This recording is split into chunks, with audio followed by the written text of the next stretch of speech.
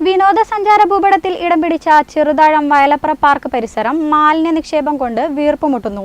ചെമ്പല്ലിക്കുണ്ട് പാലം മുതൽ വയലപ്ര പാർക്ക് വരെയുള്ള റോഡരികിലാണ് പ്ലാസ്റ്റിക് ഉൾപ്പെടെയുള്ള മാലിന്യങ്ങൾ വ്യാപകമായി തള്ളുന്നത്.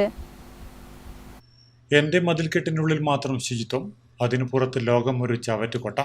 മലയാളി പണ്ടേ ശീലിച്ചു പോന്ന ഈ ആപ്തവാക്യം ചെമ്പല്ലിക്കുണ്ട് പാലം മുതൽ വയലപ്ര പാർക്ക് വരെയുള്ള റോഡരികി കാണുമ്പോഴേക്കും മനസ്സിലാകും.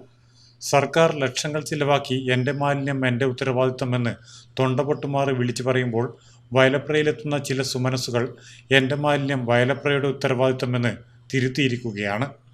വയലപ്രയിലെ കായൽ ഭംഗിയും കുളിർക്കാറ്റും ആസ്വദിക്കാൻ വരുന്നവർ വെറും കൈയോടെയല്ല വരുന്നത്.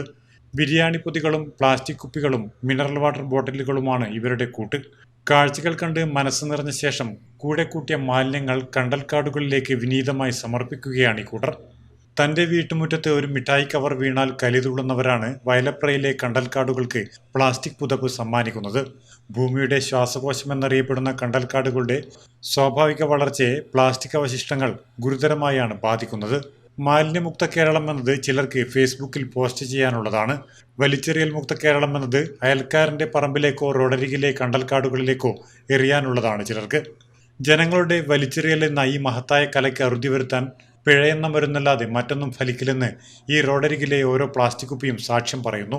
പ്രകൃതി രമണീയമായ വയലപ്രയുടെ ജൈവസമ്പത്ത് സംരക്ഷിക്കാൻ അധികൃതരുടെ ഭാഗത്തുനിന്ന് യുദ്ധകാലാടിസ്ഥാനത്തിലുള്ള ഇടപെടലുണ്ടാകണമെന്നാണ് നാട്ടുകാരുടെയും പരിസ്ഥിതി പ്രവർത്തകരുടെയും ആവശ്യം. Network news, Pilathara.